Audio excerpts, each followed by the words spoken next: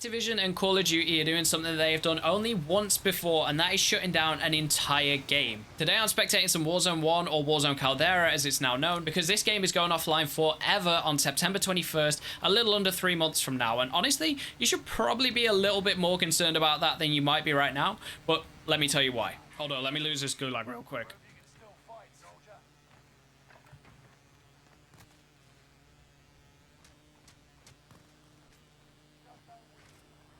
Oh, brother.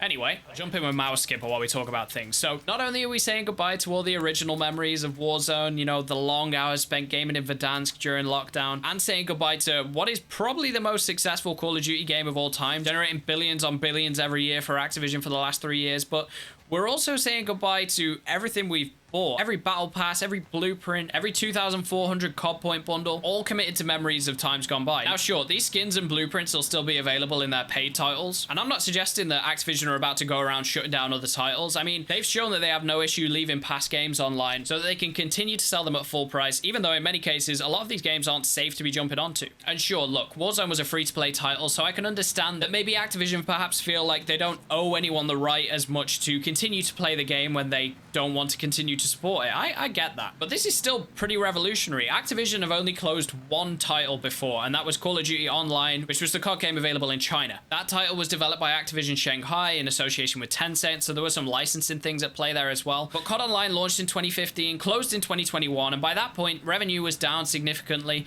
and it probably wasn't as worth keeping online. They pushed much of the player base over to the mobile game. I think Skipper's having some problems with this rope.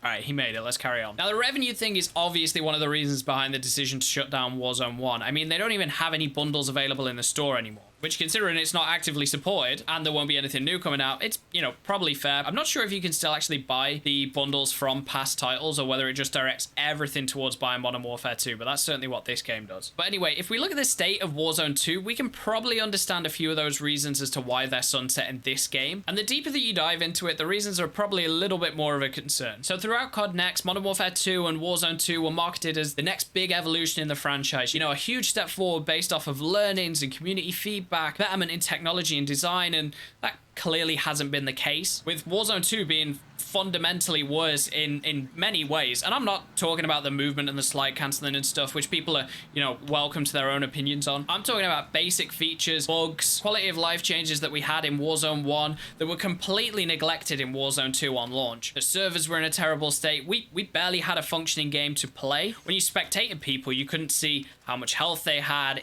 You couldn't see on their tactical devices like heartbeat sensors. It really was a bit of a joke. And many of those issues are only really now starting to get addressed 7 months after the game's launch. Now, Season 4 has stopped the bleed somewhat, with the game actually gaining average players, which has been down around about like 20k every month since launch. Now, the player base is only up very, very slightly, but it shows that there is interest. People want to come back. And if we're being fair, the marketing campaigns may have played as big a part of people coming back as a brand new map and as time to kill changes. Because in Season 4, Call of Duty also dropped the 2.0 from their new edition of Warzone, which meant that this game, Warzone Caldera, was no longer Warzone 1, just a different iteration. Warzone 2 became our main and only iteration of Warzone, and they followed that up very quickly with the announcement that this game would be shutting down in the very near future, would no longer be supported, and that everything would go offline. You won't be able to access this in any way, shape, or form.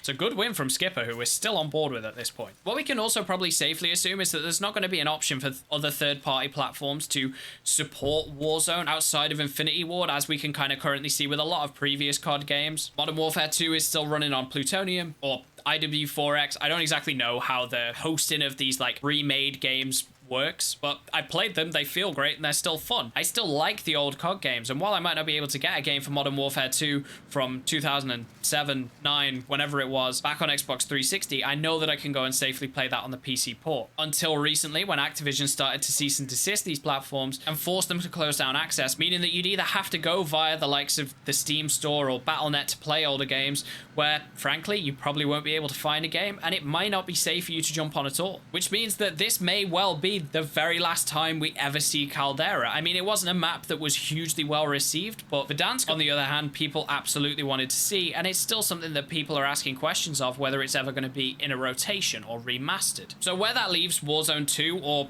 Warzone in the wider Call of Duty universe is yet to be seen. Does this form mean that we're likely going to expect the next iteration of Warzone to launch as Warzone 3.0 and then eventually be rebranded to Warzone? Does it mean that Warzone is now, as it probably always should have been, a standalone title that is independent of the current pay-to-play live service game that we get traditionally every year? At this point, it's literally anyone's guess, but for Activision not to consider Warzone 2 clearly a strong enough sequel to keep it labeled as such. I mean, it may have always been the plan to drop the 2.0 from the branding to Sunset Caldera and you know, and to move back to Warzone, but just to update everything that the game runs on. But it doesn't really feel that way. You know, it was marketed very much as this is the next big installment in the series. This is going to be a huge step up. Look forward to what you're going to be playing. And I think that the feedback ever since then has been so bad that the game has taken a real hit. I think we're going to lose Skipper here. Yep, he's gone. Rest in peace, man. You've been with us for the ride. Knowing that Activision clearly want to get back to the roots of what the Warzone branding is and, you know, hopefully use that to positively grow the player base, bring players back to the game, maybe. It makes you worry for the future of the series. How are the future iterations of Warzone going to look? Are we going to be expecting integrations again? If so, they probably carry a lot more weight as to how successful it's going to be because the launch moment has been so poor for this game. Then you can look at the general sort of community feel around the game and its life cycle. Now, Call of Duty fans are under no illusions as to how these games pan out. I mean, the COD cycle is an everlasting meme and it feels almost inevitable that Warzone was going to get dragged into it eventually. However, in every past instance of Call of Duty, when you go through these Call of Duty cycles, it's always been the case of people saying, you know, I enjoyed the previous game more, we should go back to that one, and they have the option to. And sure, we'll have had it for a little under a year by the time this game sunsets, but by that point, it'll be gone, and you physically won't have the option to go back and to play a different version of Warzone. The only option you will have is this new one, which, let's face it, you can see by the numbers, hasn't been nearly as well received. The sentiment around the whole design of Modern Warfare 2 and Warzone 2 has been super intense on social media, and while it initially, I think, divided the community between people who were willing to give it time, give it a chance, and those who didn't like change, didn't like the direction that it looked like it was heading in, I think it's now really a point of like apathy and disinterest, which is probably much worse. You've really got two types of people: those who have accepted the game for its faults, or those who have simply just moved on. And while many people are still longing for the movement options and the quality of life changes that we had in Warzone 1 to return, to integrate into Warzone 2, the frame of reference that we had of that is soon going to be gone. And I think, like, with recency bias,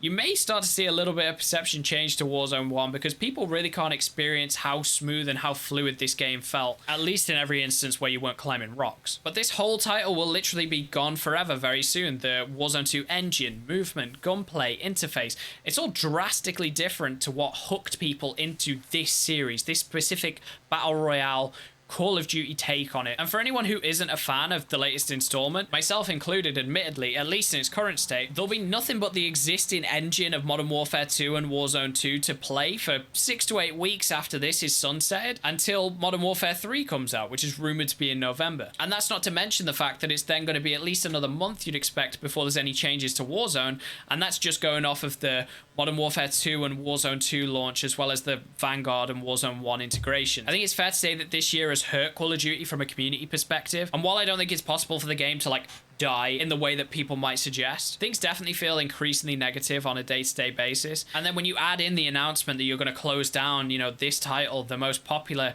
game that we've had in the last few years, almost for no reason or without clarifying anything other than supporting the current games, which they do with the paid multiplayer titles, and we still have all of the previous titles even as far back as COD 4, COD 3 online to this day, it's going to leave a bad taste in the mouth, especially for those free-to-play players who just downloaded the Battle Royale game and bought any of the bundles, and it's going to leave them feeling isolated from the franchise. Can you imagine Fortnite just shutting down BR and saying it's fine, you can use all of your skins in Save the World? Well, we're into the top 5 now, so I'm going to wrap things up. Like, what does this mean for the future of COD titles? We know now that Activision are willing to sunset at least their free-to-play games, something they'd never previously done in the Western market. But does that mean they're going to start shutting down other titles? Realistically, probably no, at least not anything in the very near future. But for Warzone, it honestly could mean that there's more riding on that Modern Warfare 3 launch and integration than there might have been before, or than they planned for there to be. One thing we do know is it probably raises a question mark over the future of DMZ, which is something that we have no real insight into in regards to its success, its player base,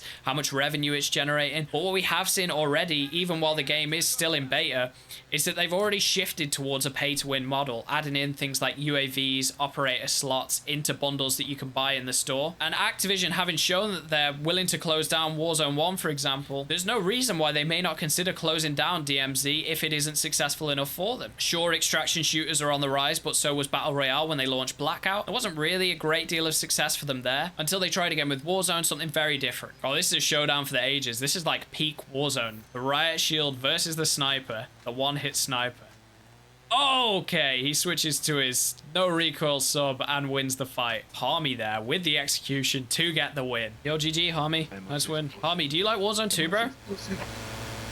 No. It's probably not. There we go.